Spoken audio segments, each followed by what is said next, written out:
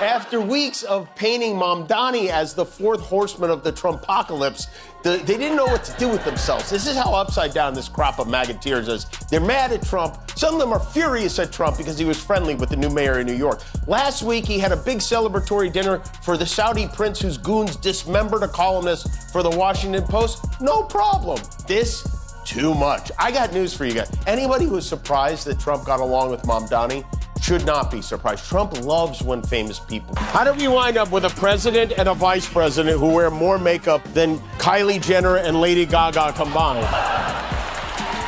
Vice President Maybelline was making the rounds, attempting to defend. Jimmy Kimmel just went after Trump and J.D. Vance with ruthless precision, dismantling their latest claims with a comedic mastery that left no flaw untouched. He flipped their arguments inside out, tossing them into a verbal shredder that exposed every ounce of absurdity. Each punchline hit like a magician, revealing increasingly bizarre tricks, building in chaos and brilliance until the final blow, a sharp, explosive takedown that didn't just land, but left a crater in its wake. I wouldn't pardon them. I wouldn't care what Melania told me. Darling, I think it would be a nice thing to do. I won't do it, darling. I like when he takes us inside his relationship. Darling, why do you throw up when I open my robe? What are you doing, darling? It's Vice President Maybelline. No, thank you. Shortly after his visit, Vance tweeted, "Today I met with the Holy Father, Pope Francis. I am grateful for his invitation to meet, and I pray for his good health. Happy Easter." So now we know J.D. Vance is bad. Trump stormed back into the spotlight with the kind of overconfidence you'd expect from someone who believes the universe exists to applaud him. But Jimmy Kimmel wasted no time turning that grand entrance into a rolling wave of comedy. As Trump strutted across the political stage like a man expecting fireworks and angel choirs with every step, every gesture screamed, "Look at me," and Kimmel effortlessly transformed that larger-than-life performance into pure comedy gold. Hard to believe, exactly 1 year ago today was day one of Donald Trump's porn star hush money trial in New York. Remember how that seemed? Not even Trump could have dreamed things would turn out this. Even while he was farting himself to sleep in that courtroom, he could not have dreamed. And now look at him, busting the stock market, starting trade. Then J.D. Vance stepped in, radiating the kind of forced enthusiasm you'd expect from someone presenting a group project he barely contributed to, and Jimmy Kimmel instantly caught the scent of comedy gold. J.D.'s stiff seriousness made him look like a man auditioning for a role no one had explained, clinging to Trump's over-the-top theatrics as if they were a guidebook on how to behave. Kimmel stretched the entire moment into a full-blown spectacle, turning the awkward contrast between the two into the punchline itself. Are rallying to his cause, saying this is a First Amendment assault. Tell me exactly what Brendan Carr did to have Jimmy Kimmel taken off the air. Some good news for you, J-Dog. We're back on all the stations. To the extent that he isn't in certain stations, it's because he's not funny and because his ratings aren't very good. Last time I checked, your ratings were somewhere between a hair in your salad and chlamydia. I'm not the one who's going to be doing mascara tutorials on YouTube. Trump threw his fists into the air with bold declarations wrapped in a bravado so thick you could practically cut through it, strutting like a man convinced the entire world was following a script written solely for him. As the spectacle around him grew louder and grander, Jimmy Kimmel caught every beat, amplifying each exaggerated gesture to a cosmic scale. Trump's theatrics were so wildly over the top they practically turned themselves into a roast, leaving Jimmy barely needing to lift a finger to make it hilarious. Mamdani, he's suddenly this big name, this big star. He calls the White House and asks for a meeting. Trump's like, he wants a meeting with me? Mamdani shows up. He's this young, handsome, charismatic guy who came out of nowhere and won big in the most important city in the world, Trump's hometown, no less. He walks in, he smiles, he shakes Trump's hand. Trump now looks over in the corner. He sees J.D. Vance. J.D. Vance was struggling to keep up with Trump's chaos, like someone chasing a parade float they were never actually part of, constantly shifting his stance, voice, and presence in a desperate attempt to sync with Trump's whirlwind energy. Jimmy Kimmel seized every one of those awkward adjustments, spinning them into razor-sharp punchlines. J.D. clung to Trump's intensity even when it had no direction, plan, or purpose, and Jimmy didn't let a single stumble pass without turning it into amplified comedy. Hours before his passing, Pope Francis met briefly at the Vatican with, of all people, Vice President J.D. Vance. So good to see you. I know you've not been feeling great, but it's good to see you in better health. Thank you very much for your visit. Of course, of course. And thank you for seeing me. Oh, man, what a way to go, huh? I mean, Holy Father, do you have any last wishes? Well, not this, not this. From that moment on, Kimmel dove straight into the madness, treating Trump's latest dramatic episodes like a treasure chest overflowing with exaggerated storylines. Trump delivered each speech with the tone of a ruler addressing an empire, even as the podium beneath him seemed exhausted by his presence, his gestures growing more explosive by the minute. Kimmel amplified the entire spectacle until it shimmered with pure absurdity, while J.D. Vance struggled to echo Trump's grand pronouncements, his every attempt landing like a clumsy joke. With the forced confidence of a man trying to convince an audience that a failed trick still worked, J.D. became the accidental background character in Trump's overblown performance, adding new layers to the unfolding chaos.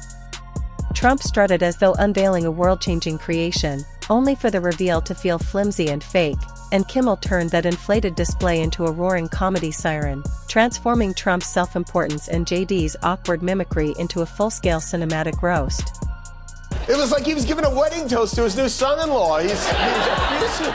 It's almost as if, and I know this sounds crazy, it's almost as if Trump doesn't have any real political convictions at all. He just says whatever, whenever. I mean, look at these two. They're smiling. He's grabbing his hand. He's touching him all over. He could not keep his hands off the Zoran. I mean, get a Lincoln bedroom, you two. He touched him more in that press conference than he's touched Melania all. J.D. stepped forward wearing a look caught between admiration and sheer nerves, desperately trying to match Trump's pacing but always a beat too late, like someone chasing a rhythm they couldn't quite hear. Jimmy Kimmel seized on that lag, turning each mistimed reaction into a springboard for humor, stacking punchline upon punchline with every stumble J.D. made.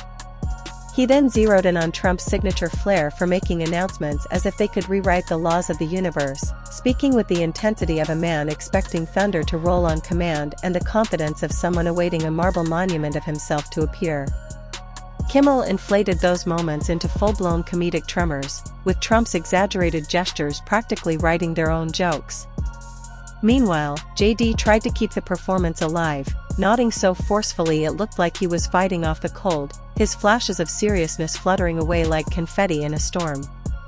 Jimmy spotlighted every misplaced expression, transforming J.D.'s struggle into its own comedic subplot, a collision of Trump's overconfidence and J.D.'s confused enthusiasm that became downright unforgettable.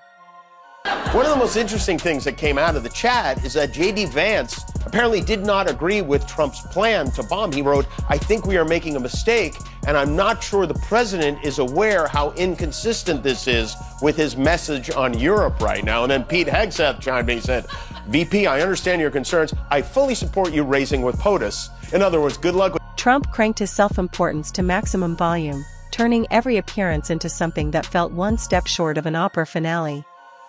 His voice thundered with the confidence of a man unveiling ancient revelations, his hands slicing through the air as if sculpting destiny itself. Kimmel zoomed in on every exaggerated flourish, transforming the spectacle into a parade of unfiltered showmanship, with Trump's flair serving as prime fuel for his comedic takedown. Meanwhile, J.D. Vance orbited the chaos like someone clinging to a drifting hot air balloon, desperately trying not to get swept away. He mirrored Trump's intensity with dramatic reactions that almost never landed, and Jimmy carved that mismatch into razor-sharp humor, exposing every moment J.D. seemed trapped in a script written for someone else. Then Trump unleashed another wave of grand declarations, each dripping with self-proclaimed victory, delivered as though fireworks should erupt after every line. And Kimmel, with gleeful precision, pounded those theatrics into solid comedic bricks, stacking them into a towering roast built entirely from Trump's own overblown performance. Today, he kept busy, he kept his eye on the ball, and he even addressed this situation at a live corporate event. Everyone loves something at McDonald's. There's always something to have. I like the fish. I like it. Mussolini likes the fish at McDonald's. Oh wait, that was from Ronald McFondle's appearance at the McDonald's. JD stared at Trump with the focus of someone trying to learn a dance routine they'd never practiced, tossing in small dramatic gestures that always landed just slightly off-center. Jimmy Kimmel pounced on each awkward moment like fresh material falling from the sky, scooping it up and spinning it into sharp, spontaneous humor, turning JD's relentless effort into an endless well of comedy. From there, Kimmel dove deeper into Trump's polished bravado, peeling back every grand gesture like layers of a glowing oversized onion. Trump strutted through his appearances with the confidence of a man convinced the floor itself was applauding him, his pace quickening as if he were trying to outrun fate. JD followed loyally, shadowing Trump like a background performer chasing a lead who refused to stay on beat, his determination unshaken even as the entire act slipped into slapstick. And Jimmy, ever watchful, mined every stiff pose and overly serious blink, transforming each into pure comedic gold. And she loves the concept of Greenland. Yeah, well, you know, who doesn't? She loves the concept of Greenland. I've always said that about her. Whatever her name is, she loves the concept of Greenland. So that was yesterday. Today, we got the news that all of a sudden another Vance loves the concept of Greenland, too. Hey guys, it's Shady Vance, the vice president, and you know there was so much excitement around Usha's visit to Greenland this Friday that I decided that I didn't want her to have all that fun by herself, and so I'm going to join her. Yeah. In light of this embarrassing group chat scandal, I have decided to go thousands of miles away from here, too. If you need me... Trump's every new appearance felt like the opening chapter of a legendary fable, entering rooms as if the lighting crew existed solely to spotlight him and moving through each moment with the pride of a man parading his own origin story. Jimmy Kimmel transformed that dramatic confidence into bursts of comedy, making every step louder and funnier, while JD's expressions flickered and wobbled, intensity rising and collapsing like waves on the shore. Kimmel wove each of JD's reactions into a seamless thread of humor, never letting it break, and as Trump escalated, acting as if every breath would be etched into history and delivering declarations with almost planetary weight, Kimmel twisted the theatrics into tight comedic spirals. Trump's over-the-top dramatics practically invited the roast, and JD's attempts to mirror his emotional highs only added layers to the growing absurdity, amplifying the comedy even further. Is not a happy little meal right now. Every time he gets asked about Jeffrey Epstein, he loses his mind. Yeah, Jennifer, go ahead. Go ahead. In the files, Venezuela, sir. Quiet, Piggy.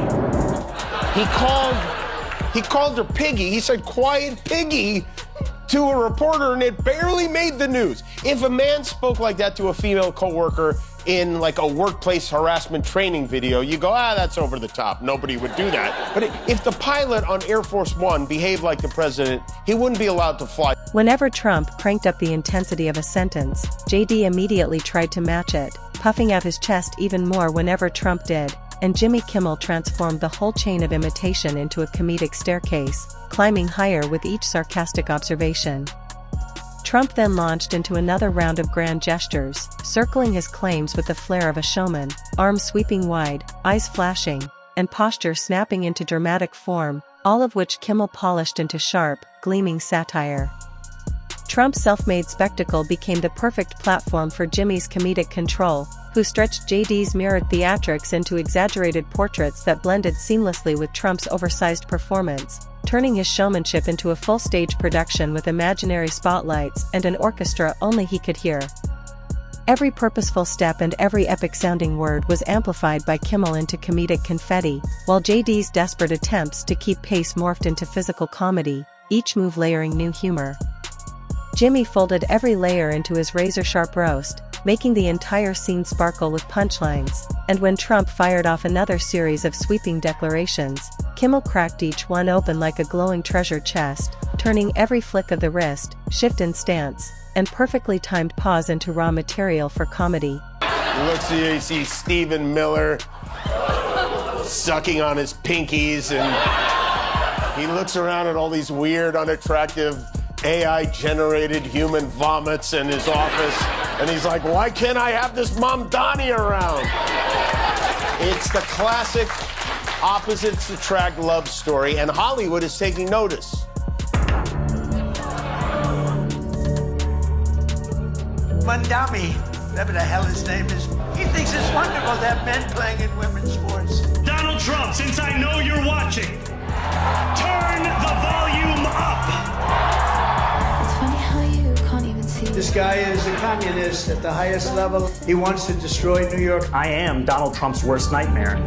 Some people have compared him to a left-wing version of you. Well, I think I'm a much better. Kimmel amplified every tiny detail until the entire moment felt like a theatrical landslide built for a roast, while JD desperately tried to match Trump's intensity, looking like a man juggling a stack of mismatched props on the verge of toppling.